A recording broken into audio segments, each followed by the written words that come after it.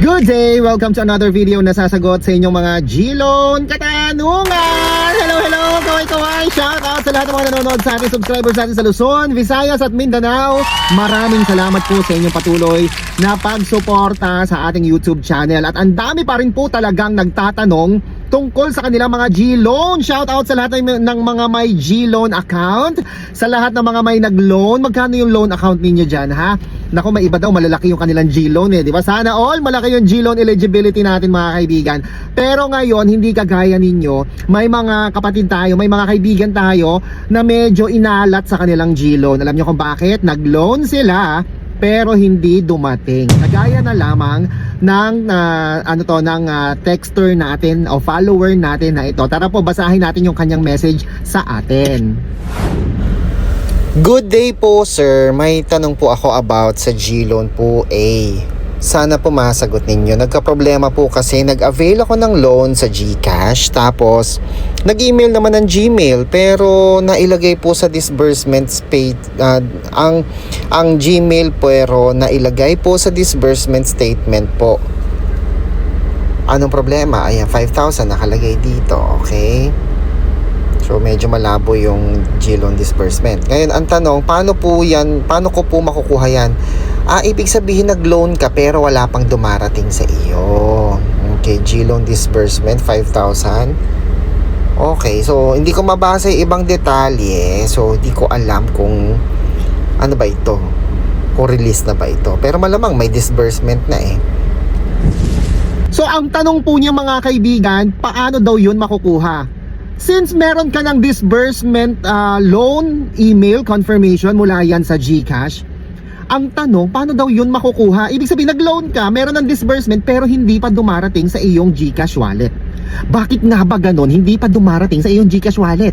Approve na, meron na ng disbursement. Ibig sabihin ng disbursement na disburse na, i-release na sa iyo. Pero bakit wala pa sa iyo?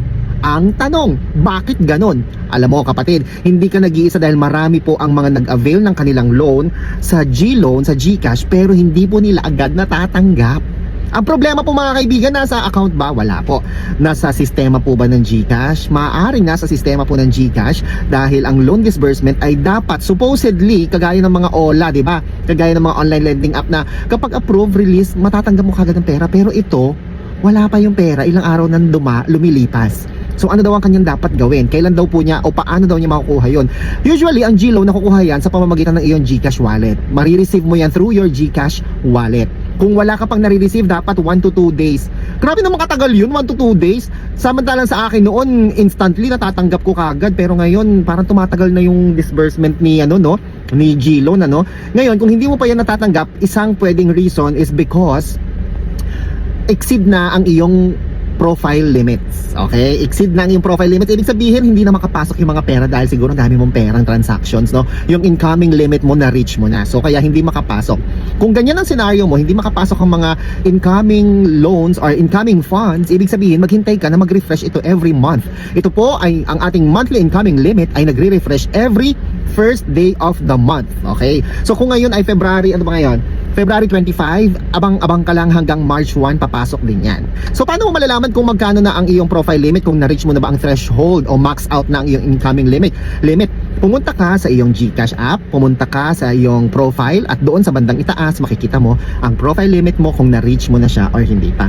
Okay? So kung makita mo doon na max out mo na nga ang iyong incoming limit, maghintay ka hanggang March 1. O kaya kung hindi ka makapaghintay at gusto mo makasigurado, ang pinakamaganda mong gawin ay mag-submit ticket case. Pero ako ang suggestion ko lagi, alam niyo kung ano, wag na kayo mag-submit ticket case. Tumawag na kayo kaagad sa 2882. Gamit ang TM o Globe na SIM card, tumawag na kaagad sa 2882. Okay? So kung nakita po ninyo na, Chico, hindi naman max out yung aking incoming limit, bakit wala pa rin yung aking niloan sa G-Loan? Hindi naman ako max out, wala nga akong pera, di ba? So, ibig sabihin, may problema kay G-Loan. Ano kayang problema doon? Paano mo matatanggap ang iyong pera?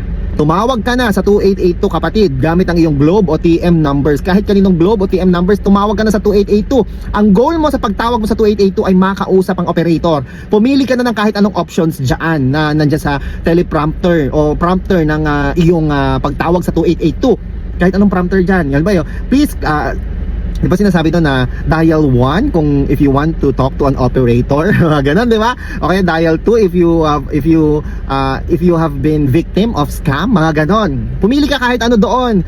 Ang goal mo kasi makausap ang operator o customer service para matulungan ka nila. 2882 lang is the key. Okay?